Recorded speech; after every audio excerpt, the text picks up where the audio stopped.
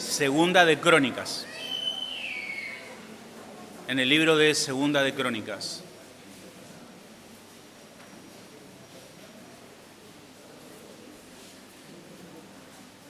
Segunda de Crónicas, capítulo 29. Segunda de Crónicas, capítulo 29. Padre, ruego que me asistas, Señor, en este momento. Y aunque mis palabras sean torpes, que tú puedas usarlas, Señor, para glorificar tu nombre. En mí no reside ninguna autoridad ni poder. Todo poder y toda autoridad reside en tu palabra, en tu persona, Señor. Por lo tanto, abrimos nuestros oídos y te rogamos que tú abras nuestros corazones y nuestras mentes para que podamos recibir tu palabra. Ayúdanos y ayúdame, Señor. En el nombre de Cristo te lo pedimos. Amén. Muy bien.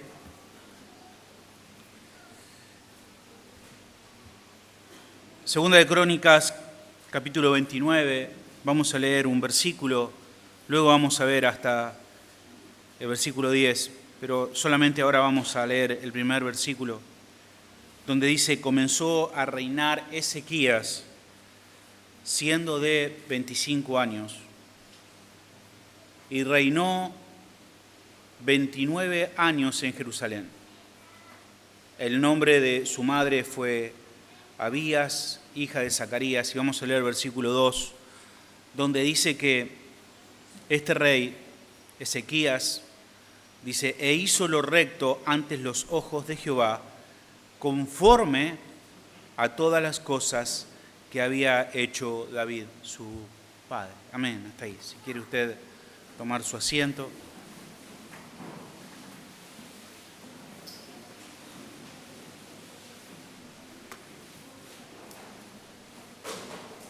Hermanos, estamos en medio de una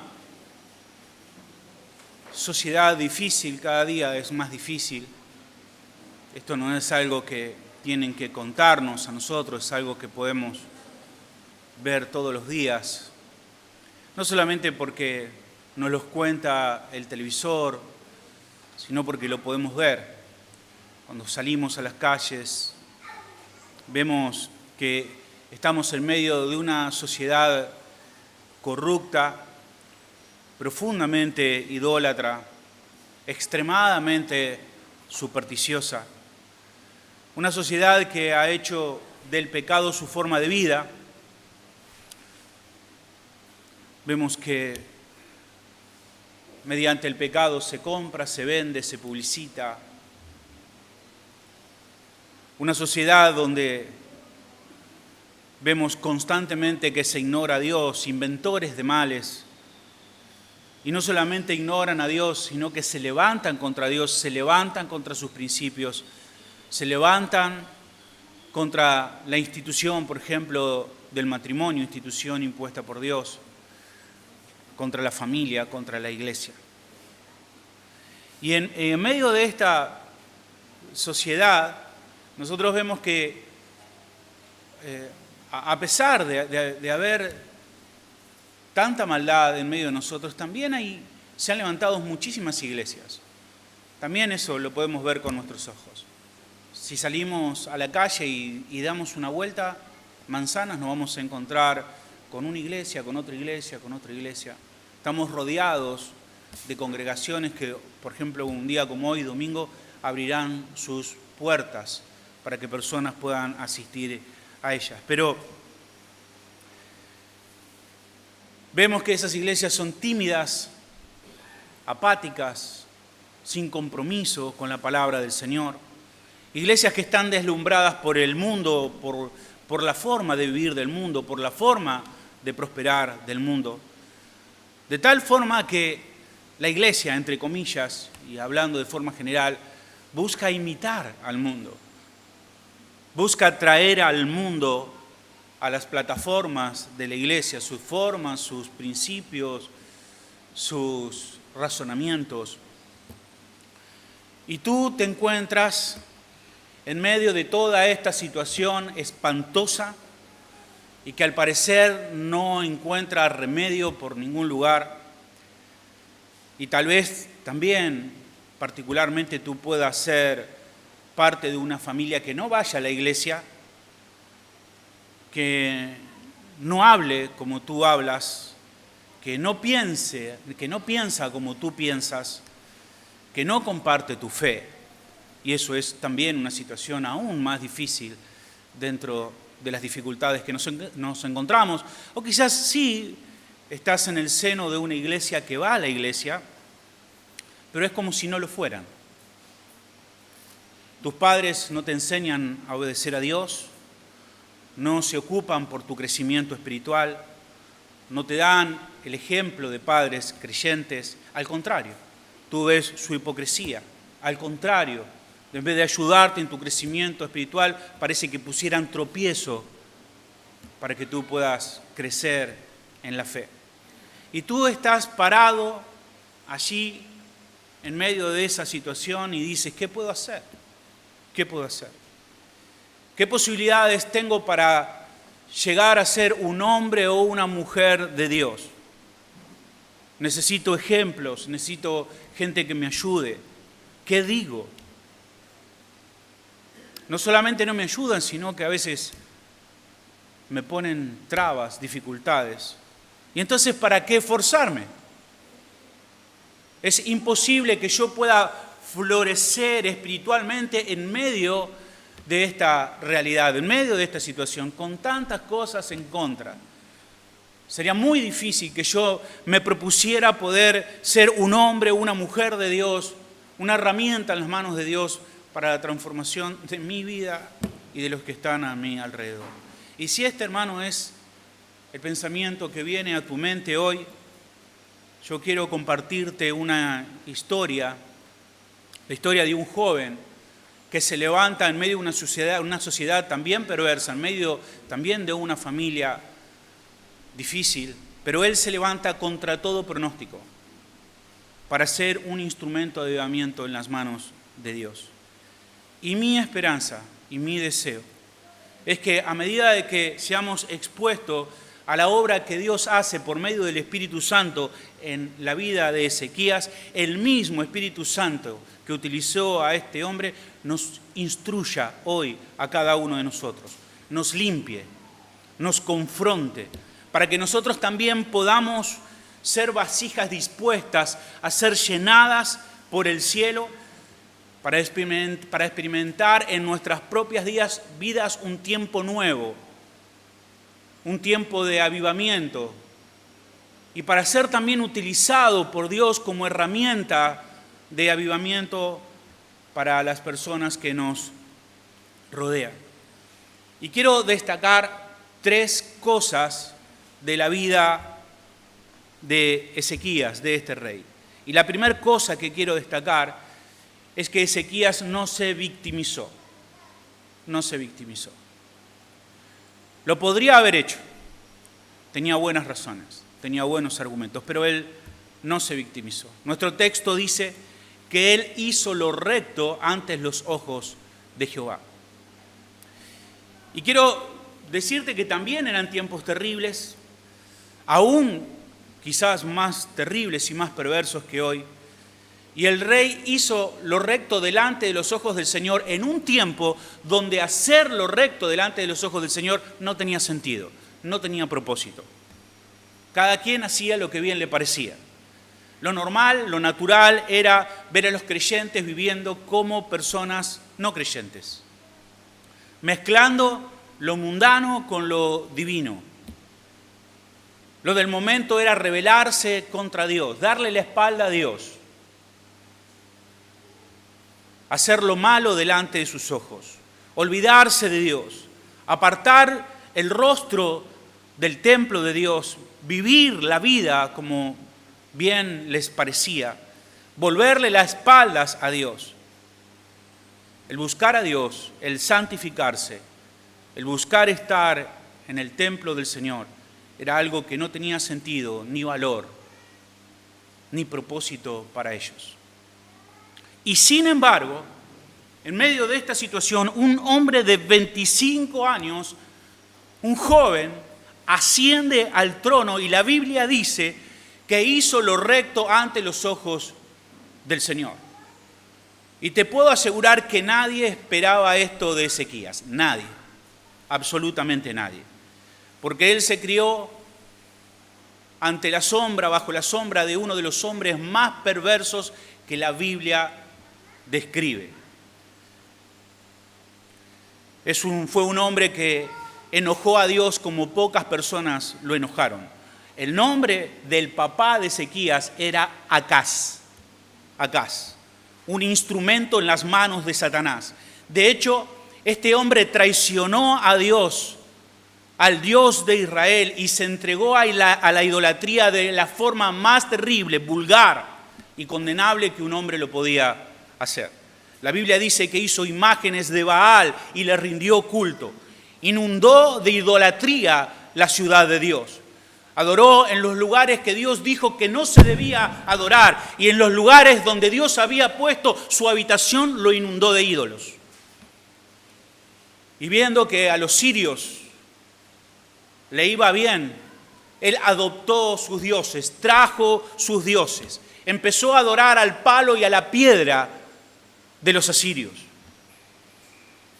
Y cayó tan bajo y en tal perversión y llegó a tal idolatría que llegó a quemar vivos a sus propios hijos en ofrenda a Moloc, el dios diabólico de los cananeos. Y todo esto, ¿quién lo hizo? El papá de Ezequías. Y lo hizo siendo el líder de Israel. ¿Y adoró en el templo de Jerusalén? Sí, adoró en el templo de Jerusalén, pero lo hizo a su manera.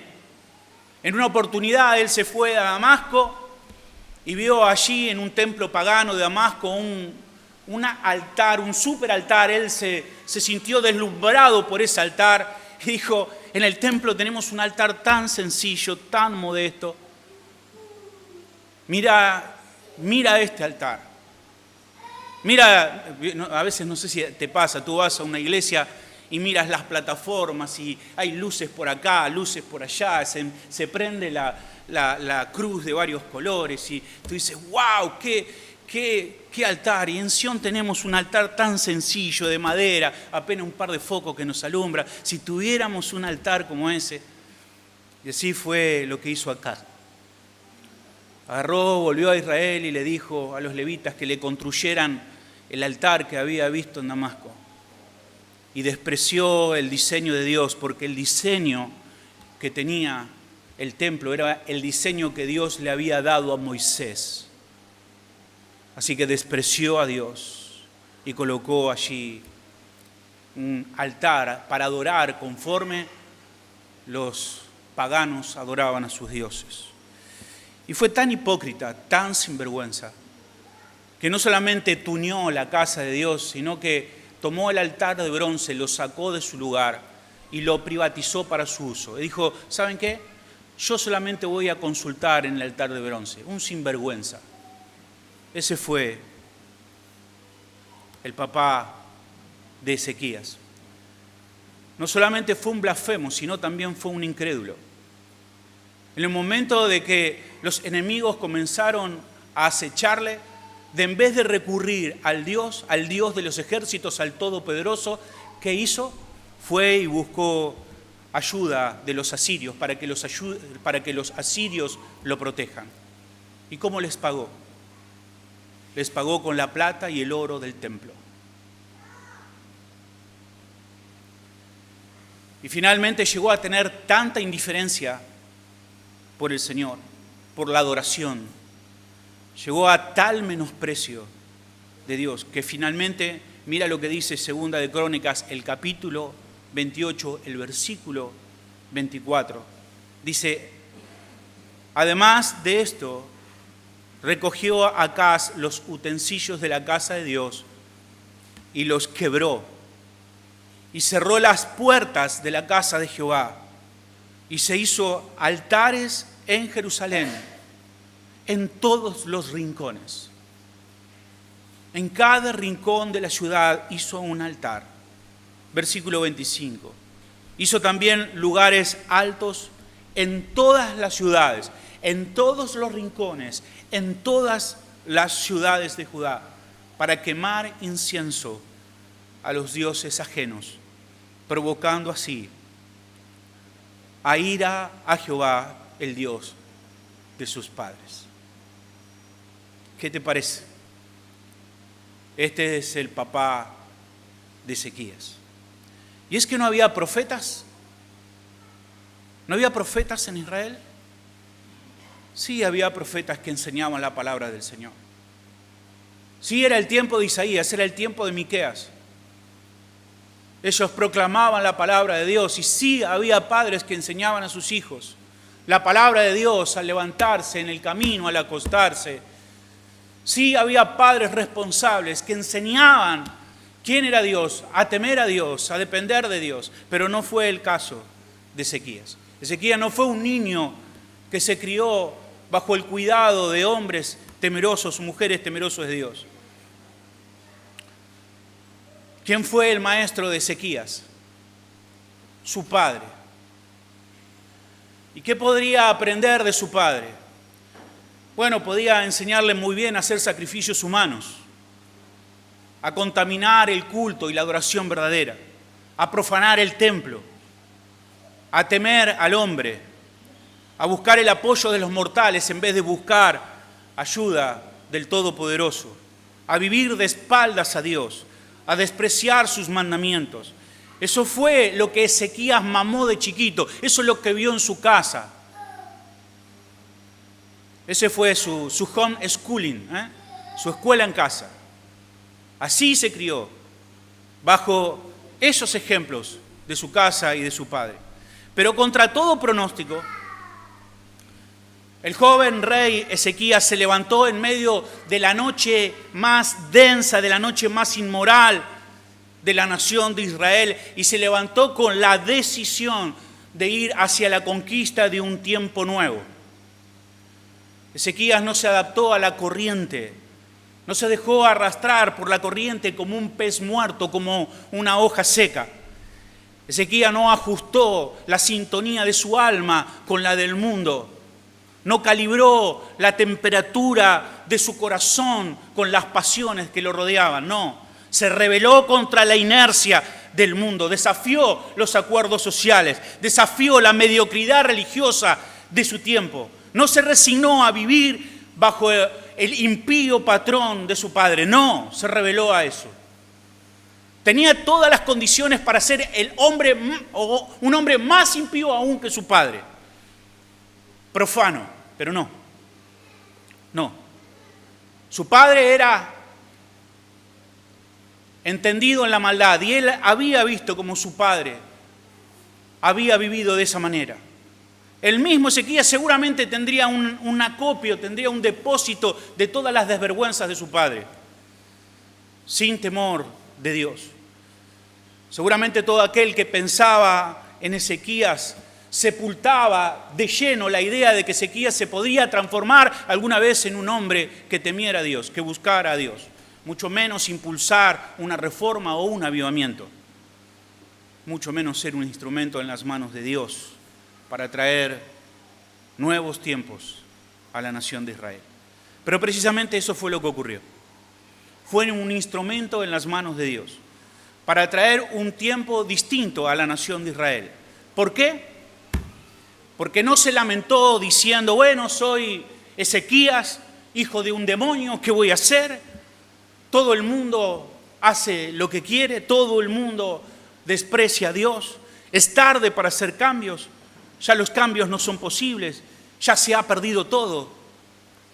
Me gustaría ser un hombre de Dios, me gustaría ser el instrumento en las manos de Dios, pero ya ves cómo están las cosas, el tiempo que me ha tocado, y obviamente no debo abrigar esperanzas porque soy lo que soy, solo el hijo de un blasfemo. Estamos en lo más profundo del pecado, podría decir Ezequías. Me he criado viendo a mi padre burlarse de Dios y además los enemigos están por todos los rincones, vicios, altares paganos, gente idólatra por todos lados, culto a Moloch, el olor a la sangre y a la carne achicharrada y quemada de mis hermanos que todavía lo siento. Demasiado duro, demasiado oscura mi experiencia. ¿Qué se puede esperar de alguien como yo? Muchos hermanos miran la realidad, su realidad, y se desploman. Y piensan, si yo hubiese nacido en otro lugar, si en vez de haber nacido en González Catán, en lugar de haber nacido en este tiempo, si yo hubiese nacido en el tiempo de la Reforma, si yo hubiese nacido en los tiempos de los puritanos, John Knox, wow, si yo hubiese tenido esa oportunidad, si hubiese nacido en un tiempo de menos confusión, de menos tendencia nociva, de menos tentaciones, si no hubiese estado expuesto todo el tiempo a la blasfemia, al chiste verde, al engaño, a la mentira, si no saliera de mi casa y viera por todos lados hombres y mujeres semidesnudos, la televisión, el celular, si hubiera visto otras cosas en casa, si hubiese tenido un buen ejemplo en casa, si me hubiesen criado de otra forma, si no hubiera sufrido lo que sufrí, si no hubiera llorado lo que lloré, si no hubiesen abusado de mí como abusaron, si no estuviese rodeado de personas tan superficiales, tan necias, tan duras, tan corruptas, si alguien me hubiese tomado de la mano de niño y me hubiese enseñado el camino de la santidad, de la prudencia. Pero esta es mi realidad. Y pensando así, ¿qué se pudiera esperar de alguien que tuvo una experiencia como yo? Así que es mejor quizás darme por vencido antes de intentarlo. Pero hermanos, si hay algo que nos enseña la historia de Ezequías, es que no hay razón para desandar la esperanza, porque Dios es capaz de hacer algo donde abundó el pecado y hacer en ese lugar sobreabundar la gracia. De hecho, la historia de los avivamientos, si tú la lees, si tienes tiempo, tú ves que siempre la historia de los avivamientos dan lugar en tiempos muy oscuros, en tiempos donde todas las personas están apartadas, apáticas y en sus pecados, en tiempos de impiedad, en tiempos de sequedad espiritual. Pero sin embargo, en medio de esas circunstancias, Dios levanta hombres y mujeres. Por lo tanto, te digo a ti, que no importa cuál haya sido tu experiencia o cuál haya sido tu situación, Dios es real y el Evangelio es poderoso. No importa cuál haya sido tu historia puede dar un giro, tu realidad puede cambiar. No importa cuál haya sido tu experiencia, quizás hayas pasado por demasiados abusos, por demasiado dolor, por demasiada tristeza, en una familia quizás hostil, indiferente, quizás el ambiente de tu trabajo sea difícil. Quizás allí no puedas ver la esperanza de poder compartir tu fe, un lugar oscuro, un lugar desagradable. Quizás lo más lógico es decir, ¿qué puedo hacer yo acá? Acá poder florecer espiritualmente de ninguna manera. Quizás quizás simplemente mantenerme en la fe, pero vivir gloria, vivir avivamiento, crecer espiritualmente, no, de ninguna manera. Pero Dios es Dios. Y todavía arrebata tizones de los incendios para usarlos como antorcha y alumbrar en medio de las oscuridades más densas. Dios es Dios y el Evangelio es poderoso. Así que no te resignes. No te resignes. Al considerar tu situación, tus circunstancias, al medir tus fuerzas o tus posibilidades, no bajes la cabeza, confía en el Señor que resucita muertos, confía en el Señor que no apaga el pábilo que humea, confía en el Dios Todopoderoso, en aquel que transforma los corazones. Confía en el Señor que transforma a hombres de 25 años como Ezequías, que en medio de una circunstancia totalmente adversa, con un pronóstico en cuanto a su futuro terrible, que nadie ponía fichas en la vida de Ezequías, sin embargo, Dios levanta a hombres en medio de circunstancias como esta para glorificarse. Así que en primer lugar, Ezequías es el hombre que no se victimizó. No dijo, bueno, ya, ¿qué voy a hacer? No pensó que era una víctima de las circunstancias. No se conformó con su realidad. No se resignó. Fue el hombre en medio de una generación a la deriva que se levanta para ser diferente, para hacer la diferencia. La segunda cosa es que fue sincero. Y supo evaluar su situación desde una perspectiva bíblica. Y esto, hermanos, es muy importante. Es muy importante que nosotros podamos ver nuestras vidas a través de las Escrituras, evaluar nuestra vida conforme a las Escrituras. No de acuerdo al parecer de las personas, de acuerdo al criterio de las personas, no, de acuerdo a la palabra de Dios. Y mira lo que dice ahí a partir del versículo 5 en adelante. Él se dirige ahora a los levitas y le dice, oídme levitas, santificaos ahora y santificad la casa de Jehová, el Dios de vuestros padres, y sacar del santuario la inmundicia.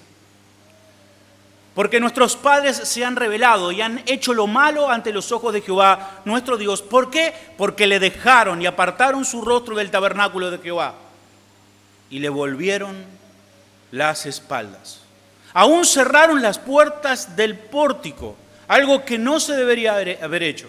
Y apagaron las lámparas, algo que jamás se debería haber hecho. Y no quemaron incienso, algo que jamás debería haber dejado de hacerse, y dejaron de sacrificar holocaustos en el santuario al Dios de Israel, algo que jamás deberían haber dejado de hacer. Por lo tanto, versículo 8, la ira de Jehová ha venido sobre Judá y Jerusalén, y los ha entregado a turbación, a execración y a escarnio, como veis vosotros con vuestros ojos. Y aquí nuestros padres han caído a espada, y nuestros hijos, nuestras hijas y nuestras mujeres fueron llevados cautivos por esto. Ahora, obviamente no hace falta ningún don espiritual para contemplar la realidad, lo que estaba pasando.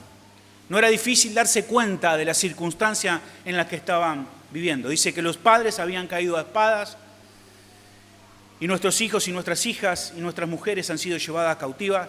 Eso obviamente era algo evidente, era algo obvio.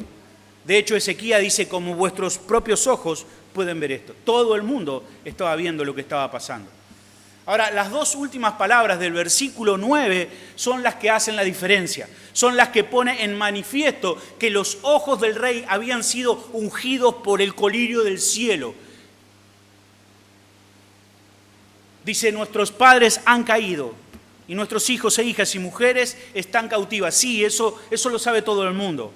Pero dice, por esto, ahí está la cuestión. Lo demás, cualquier vecino de Jerusalén lo sabe. No hace falta un don espiritual para eso. Pero lo que la mayoría no sabe es la causa de por qué está ocurriendo eso, las razones del mal que está aplastando el pueblo de Israel. Ezequías no solamente sabe que la nación está en ruina y espiritual y físicamente quebrada, sino que conoce la causa por qué ocurre esto. Y estas son las razones que él da. Básicamente él hace tres afirmaciones. La primera afirmación que hace es: Jehová es nuestro Dios. Jehová es nuestro Dios. Hay un montón de Baales por todos lados, pero Baal nuestro Dios, no es nuestro Dios. rendimos culto a Moloc, pero Moloc no es nuestro Dios. Jehová es nuestro Dios. Él es nuestro Dios. Él es el que nos sacó de los lomos de Abraham. Él es el que nos sacó de la matriz de Sara. Él es el que abrió el mar para librarnos de los egipcios por siempre. Él fue el que nos llevó al monte de Sinaí y nos dio su ley santa. Él, Jehová, fue el que ligó su nombre al nuestro. Jehová es nuestro Dios. Ni los Baales, ni Moloc es nuestro Dios. Jehová es nuestro Dios. Y esto es muy importante. Saber quién es nuestro Dios. A quién adoramos. En dónde está nuestro corazón. Lo segundo, dice, pero nuestros padres le han dado la espalda. Jehová es nuestro Dios, pero nuestros padres le han dado la espalda. Eso es lo que ocurrió. No fue Dios que nos dio la espalda. Nuestros padres dieron la espalda. Nuestros padres se han olvidado de sus mandamientos. Ya no le honran con sus alabanzas ni con sus ofrendas. Ya no van al templo con sus oraciones. La casa del Señor está llena de basura. Somos un fracaso. Somos una caricatura de lo que deberíamos ser. Somos una vergüenza. Hemos adulterado delante de los ojos del Señor. Hemos escupido en la cara del Todopoderoso. Nos hemos revolcado con prostitutas delante de los ojos de nuestro Dios. Y la tercera afirmación que hace: Dios nos está azotando. Eso es lo que nos está pasando. Estamos bajo el azote de Dios. Estamos bajo su ira. Eso es lo que está pasando. Detrás de nuestro enemigo que nos odia está el Dios que nos ama. Y es el que no nos quiere dejar perecer. Detrás de la espada de los asirios, de los filisteos, de los cananeos, de nuestros hermanos del norte, está el ceño fruncido de Dios, el cual está enfadado con nosotros porque nos quiere solamente para sí. Lo que Ezequías está diciendo básicamente es: hermanos, no nos toca ahora reprender al demonio ni atar a Satanás, no. No son los demonios, no es Satanás. Es Dios el que nos está golpeando. Eso es discernimiento. Es Dios. Es Dios. Y ese es un tipo de discernimiento que no es tan común en las personas. En muchas ocasiones así, cuando el pueblo estaba siendo disciplinado por Dios, venían profetas y decían: paz, paz, quédense tranquilos, Dios está con nosotros, alabemos a Dios, hagamos culto a Dios. Y Dios decía: ¿qué están haciendo? Dios los estaba disciplinando, pero los profetas populistas venían y decían: paz, quédense tranquilos, Dios está con nosotros. Un mensaje que todo el mundo quiere recibir. Un mensaje que les aseguraba su pan y su agua. Pero era Dios el que sostenía la vara, que los castigaba. Pero Ezequías se dio cuenta, entendió la situación. Pudo ver con los ojos del Espíritu y dijo: estamos mal, estamos en derrota, estamos en vergüenza.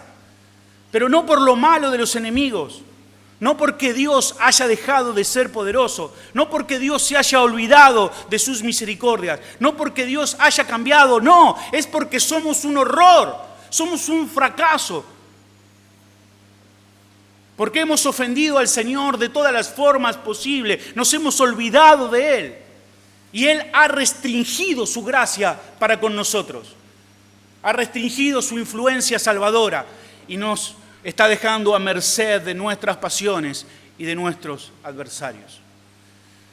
Por eso no es el momento de cantar alabanza, no es el momento de reprender al diablo, es el momento de llorar nuestros pecados, de arrepentirnos, de volvernos al Señor, de ser sinceros. En una ocasión, cuando Pablo le escribe a los corintios, él le dice, entre otras cosas: porque el que come y bebe indignamente, sin discernir el cuerpo del Señor, juicio come y bebe para sí. Por lo cual, Hay muchos enfermos y debilitados entre vosotros, y muchos duermen, por no decir literalmente muchos han muerto. Esto es un eufemismo, para no decir gente que estaba muriendo en la congregación. Ahora piensa un poco. En esta iglesia había un alarmante número de personas que estaban muriendo. No era normal, no. Siempre en las iglesias hay personas que parten con el Señor, amén. Y debe ser así. Siempre hay personas que están en debilidad y siempre hay personas que están enfermas. Siempre es así. Pero aquí en la iglesia de Corintio era algo anormal. No era normal. Había más muerte de lo normal. Ahora, obviamente no debemos pensar que toda enfermedad es un azote de Dios, no siempre es así. No debemos pensar que si estás enfermo es que estás en pecado, no, pero en este caso sí era así. En este caso sí. En este caso había gente debilitada, había gente enferma y había gente muriendo porque estaban en pecado. Y Pablo, al igual que Ezequías, está diciendo, ¿saben por qué está pasando esto? ¿Saben por qué tienen un alarmante número de personas enfermas y debilitadas? ¿Saben por qué muchos están muriendo entre vosotros? ¿Por qué? Porque es disciplina de Dios. Algunos se escandalizarían al escucharme decir esto. ¿Dios? ¿Dios enfermando? ¿Dios debilitando? ¿Dios matando? Dios. El apóstol Pablo está razonando de esta manera. Y en unos versículos más abajo dice, si pues examinásemos a nosotros mismos, no seríamos juzgados.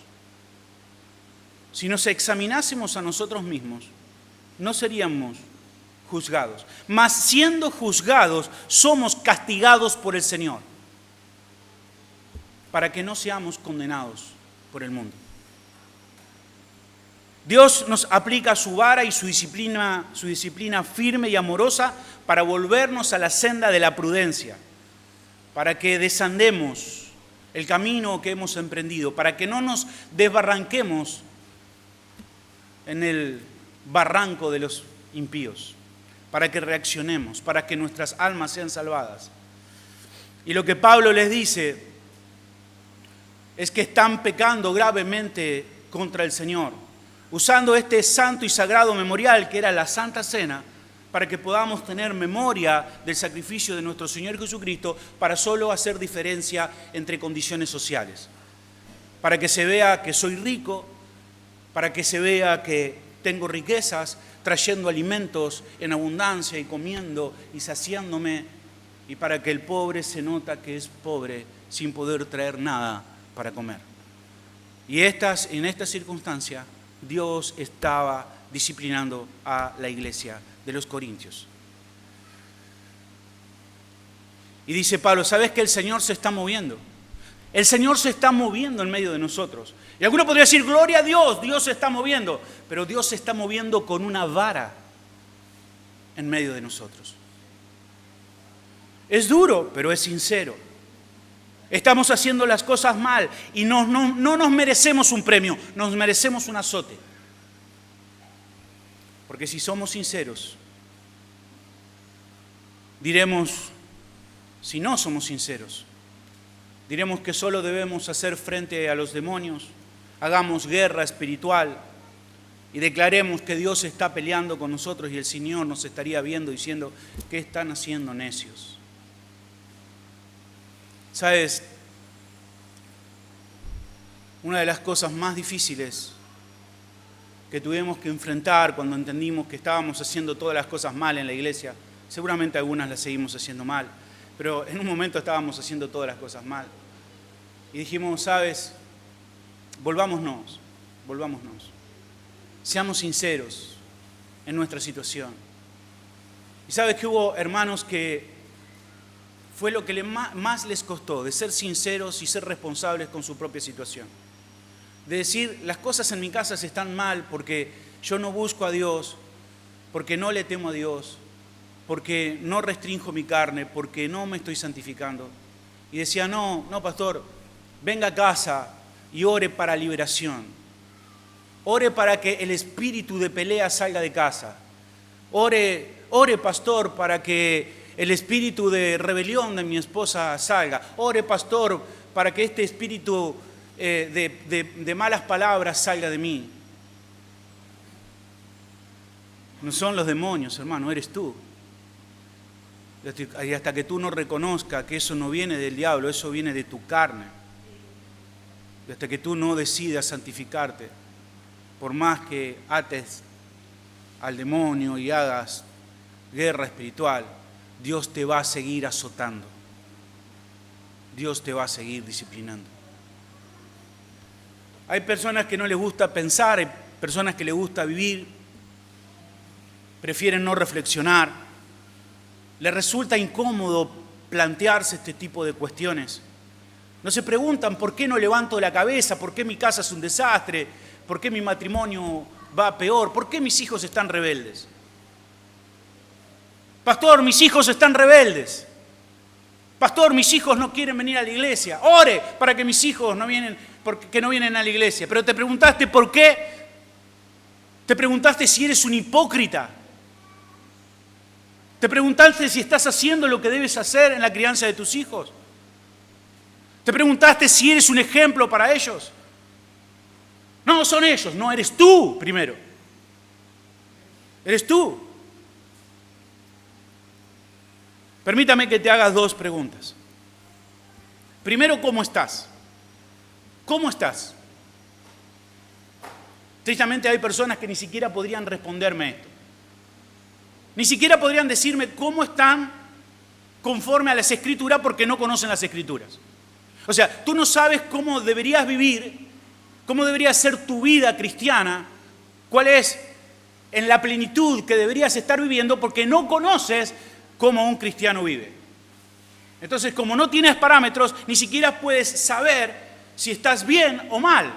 Dices, estoy bien o mal conforme a tus propias ideas. Hay personas que dicen, ¿cómo estás? Bien. ¿Por qué? Porque me compré un auto. Ese es mi parámetro de que estoy bien.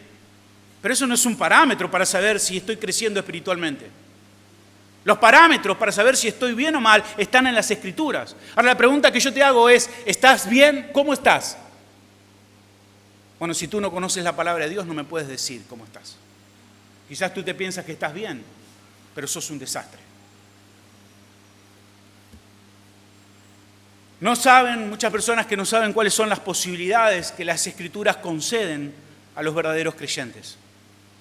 No conocen cuáles son las glorias que le siguen a los sufrimientos del Calvario. No conocen cuál es su herencia, porque no conocen la palabra de Dios. Y es imperativo, hermanos, que nos sumerjamos en las Escrituras. ¿Cómo voy a saber yo si estoy bien o mal si no conozco lo que la Biblia dice acerca de cómo debo vivir o cuál debe ser mi situación o mi estado espiritual? Si no conozco cuál es mi meta, ¿a dónde debo llegar? ¿Cuál es mi meta? Ezequías era un judío. Obviamente, como todo judío, conocía Deuteronomio 28. Si tú vas a Deuteronomio 28, quiero decirte que no te aplica Deuteronomio 28, porque muchos agarran los primeros versículos de Deuteronomio 28, dice bendiciones en tu salir, bendiciones, bendiciones, bendiciones, dice todo para mí, Señor. Todas estas bendiciones son declaradas para mí. Pero unos versículos después comienzan las maldiciones. Y dice, no, las maldiciones no son para mí, las maldiciones son para los judíos. No, no te aplican ni las maldiciones ni las bendiciones. Ninguna de las dos. Pero Ezequías sí, Ezequías era judío. Y Ezequías sabía de que cuando desobedecían a Dios había de llegar consecuencias por desobedecer a Dios. Hermanos, nosotros necesitamos un conocimiento de la Biblia. Evaluar nuestras vidas a la luz de las Escrituras. ¿Estás experimentando crecimiento espiritual? ¿Cómo sabes que estás experimentando crecimiento espiritual? ¿Estás experimentando una vida exitosa? Ajá. ¿Cómo mides? ¿Cómo sabes que tienes una vida exitosa conforme a la palabra de Dios? ¿Estás caminando en la voluntad de Dios? ¿Cómo lo sabes? ¿Cómo sabes eso? La segunda pregunta que quiero hacerte. La primera es ¿cómo estás? Y la segunda pregunta es ¿por qué estás como estás? ¿Por qué estás así? ¿Por qué no vives a la altura de tus posibilidades? Es verdad, quizás tu debilidad sea el escenario en el cual Dios quiere mostrar su gloria y su fortaleza. Es verdad. O quizás sea un azote de parte de Dios por tu necedad. Quizás tu escasez sea un ataque del enemigo. Puede ser. O quizás el que te hace frente es el mismo Dios. Al diablo hay que resistirle. Muchos no se animan a decirle. Vamos a atarle, pastor. Al diablo hay que resistirle y el diablo va a huir. Amén. Esa es promesa de la palabra de Dios. Al diablo hay que resistirle. Pero ante Dios, lo único sensato es rendirse. Es rendirse. Quiero pedirte, hermano, que te detengas, detente. Piensa, evalúa, sé sincero. Hay cosas que debes quitar de tu vida, hay cosas que debes remover de tu vida. Mientras que ese anatema esté en tu vida, Dios no te va a dar las fuerzas para guiar a los tuyos. Detente, pide discernimiento. Y por último, Ezequías fue un hombre resuelto, él tomó una decisión. Ahora pues, dice el versículo 10, ahora pues, yo he determinado hacer pacto con Jehová. He tomado una determinación. Mi determinación es hacer pacto con Jehová. Y no estoy hablando de que pases adelante con un sobre, no. Es tomar una decisión. Este hombre asume un compromiso personal. No es que tira un deseo al aire, decir, sabes, me gustaría, quizás más adelante. Sé que estoy mal, pero bueno, ya lo voy a corregir, ya lo voy a hacer.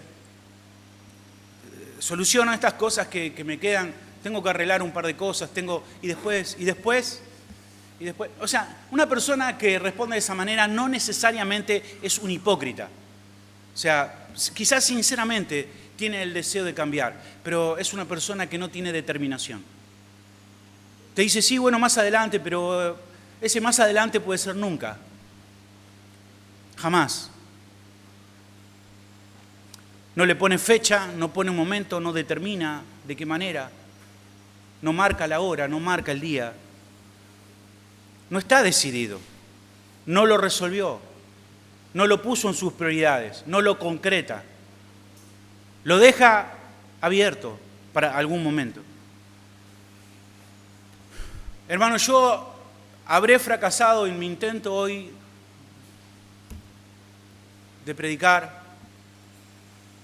Si sales de esta reunión diciendo, yo sé que no estoy bien, yo sé que me tengo que poner las pilas, pero bueno, no sé, lo voy a pensar. Yo voy a convertirme en un fracaso si en esta mañana tú sales diciendo, bueno, veré, para más adelante, quizás me comprometo. Sí, más adelante me voy a enfocar en esto, voy a tratar de comenzar. Si eso es solo lo que yo arranco de ti en esta mañana, es lograr absolutamente nada, nada. Porque estoy seguro de que el ruido del mundo, cuando salgas de esta puerta, inmediatamente va a arrebatar esos suspiros que estuviste en este lugar y a la noche en tu cama tu mente estará llena de los mismos pensamientos de siempre. Tener un corazón que divaga, un corazón dividido te lleva al fracaso. Como los que salieron de Egipto, recuerda la palabra nos habla acerca de esto. Ellos salieron de Egipto pero nunca llegaron. Murieron en el desierto sin experimentar las bendiciones del otro lado. Y mira cómo Dios los describe en el Salmo 95. Dice, y dije, es pueblo que divaga en su corazón. Es pueblo que divaga en su corazón. Es un pueblo que divaga, que no tiene mi camino en su corazón. Son personas de doble ánimo. Y los de doble ánimo no esperen recibir nada del Señor. Y hay un montón de gente así divagando en la iglesia, porque no han conocido el camino del Señor. No se han abrazado a Cristo. Mucha gente anda zigzagueando. Zigzagueando. Diciendo, bueno, me voy a poner las pilas, pero andan con una pachorra. No, vos sí. Ni las Energizer, ni las del conejito, no. No caminan en línea recta. Andan para acá, después para allá, como las olas del mar. Y Dios sentencia a personas como estas y dice, al pueblo que divaga en su corazón lo voy a poner a divagar por el desierto. Al que divaga en su corazón lo voy a poner a divagar en sus caminos. A la persona que divaga, que no anda en forma recta, que no quiere orientar las velas para ir hacia donde debe ir, que no quiere poner la proa para ir hacia la voluntad de Dios, bueno, esa persona es de doble ánimo y nunca va a avanzar. Quizás su vida esté llena de acción. Tú ves a personas que yo estoy trabajando, estoy haciendo mucho trabajo material. Y tú dices, hay mucha acción. No, es como un hámster en su ruedita. Está mucho esfuerzo, mucho trabajo, pero en el mismo lugar. En el mismo lugar. Esas personas que dicen, bueno, sí, pero no, quizás, pero luego. Esa persona, aunque sude, aunque transpira, solo está girando en el mismo sitio. Espiritualmente va a morir a pocos metros de donde nació con las manos vacías. Y hermanos, yo creo que muchos han empezado ya este año divagando, sin saber a dónde van. A ver, más o menos, ¿para dónde vamos? Sin objetivos, dispersos, distraídos, sin rumbo fijo, estimulados por lo pasajero, por las cosas del mundo. A eso tengo que lograr. Eso es pasajero, hermano. Y quiero llamarte, hermanos, a que respondas, a que no te resignes. No importa cuál ha sido tu experiencia, no importa de dónde vienes, no importa. No importa cuál es tu origen, no importa. Cuál es tu condición, no importa. No importa de cuán bajo el Señor te haya rescatado, no importa cuáles fueron las influencias que tuviste, los abusos que sufriste, el dolor, no importa el fracaso, no te resignes, no te resignes. Dios es Dios y el Evangelio es poderoso. Detente, evalúa, no continúes a ciegas. No vayas al tuntún tratando de avanzar. Detente, reflexiona, pide al Señor que te examine. Dile, Señor, examina mi corazón y muéstrame si en él hay camino de perversidad. Enciérrate en tu habitación, abre la Biblia. Pídele al Espíritu Santo que te hable. Apaga tu teléfono. Apaga el teléfono.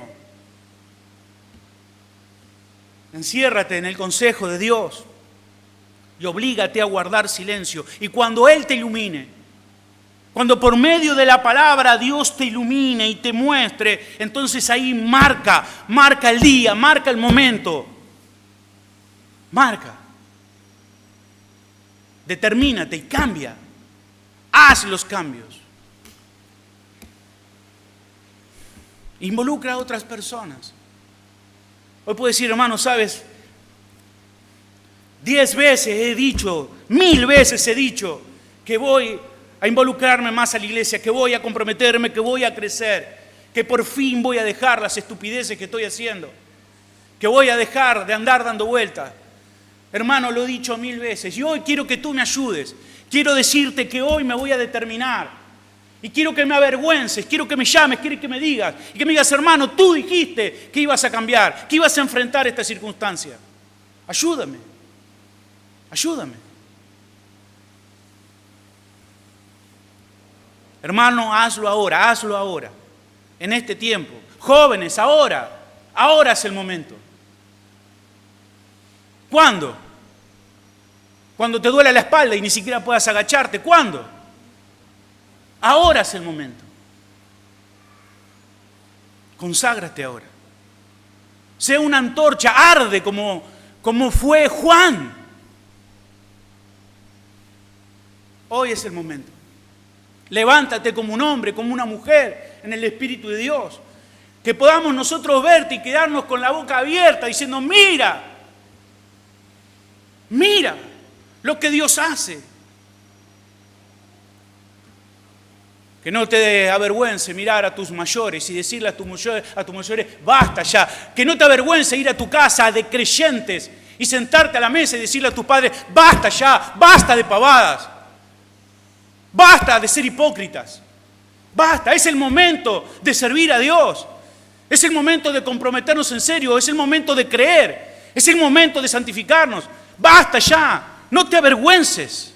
Dios puede usarte para hacer un cambio, no solamente un cambio en tu casa, un cambio en nuestra sociedad. Dios ha usado a hombres y mujeres para transformar a sociedades, a naciones completas. Y Dios lo puede hacer contigo. ¿Por qué no?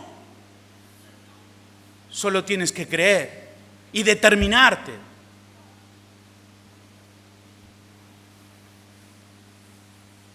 El versículo 2 dice que hizo lo recto. Dice, hizo lo recto. Eso es tiempo pasado. El cronista está hablando en tiempo pasado. ¿Y por qué está hablando en tiempo pasado con Ezequías? No hay trampa, no hay truco. ¿Sabe por qué habla en tiempo pasado? Porque Ezequías ya murió. Murió. Dios le concedió un tiempo a Ezequías. El cielo le concedió un tiempo a Ezequías en esta tierra. Y ese tiempo pasó. Y cuando ese tiempo pasó, entonces vino el veredicto de Dios acerca de la vida de Ezequías. Y Dios dijo, este fue un varón que hizo lo recto ante los ojos del Señor. La pregunta es, ¿cuál será el veredicto de Dios cuando tú partas de esta tierra?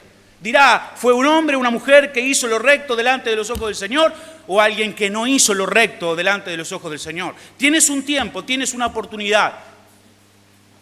Después de la muerte vendrá la sentencia y ya no podrás desandar lo andado. Lo dicho, dicho está. Lo hecho, hecho está. No hay examen de marzo después de la muerte. Y lo único que va a importar es lo que Dios diga acerca de tu vida. No va a importar lo que los hombres escriban en tu tumba. No va a importar lo que digan tus familiares, que pueden arrimarse al cajón y decir, fue un hombre bueno, fue una mujer buena, me dio cosas, me bendijo, oh, qué bueno. No, eso no va a importar. Lo único que va a importar es lo que Dios diga de ti. ¿Y qué dirá? ¿Dirá que hiciste lo recto delante de los ojos del Señor? ¿O no?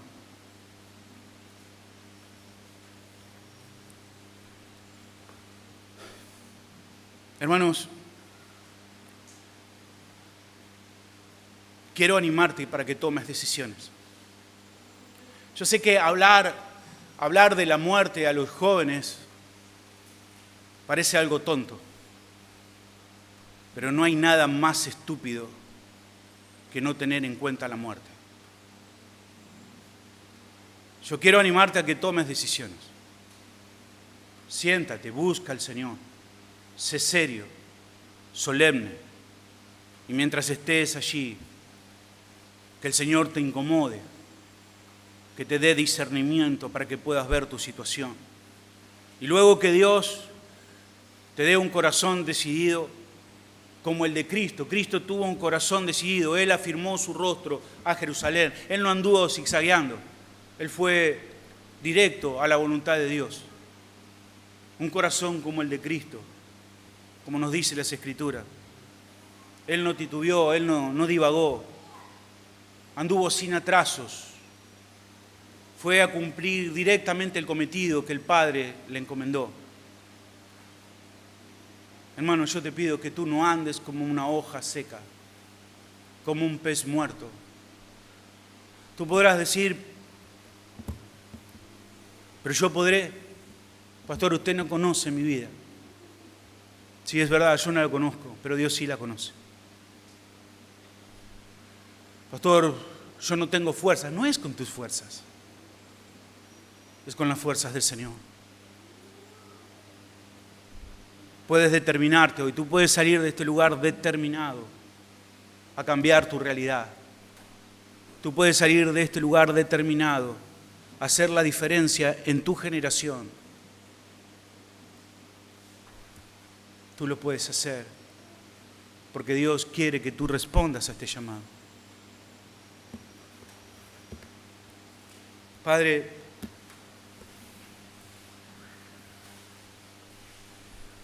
nos acercamos a ti, Señor, avergonzados, porque muchas veces nosotros te sobreestimamos, Señor, en el sentido de pensar que tú has dejado de ser poderoso para transformar nuestras realidades.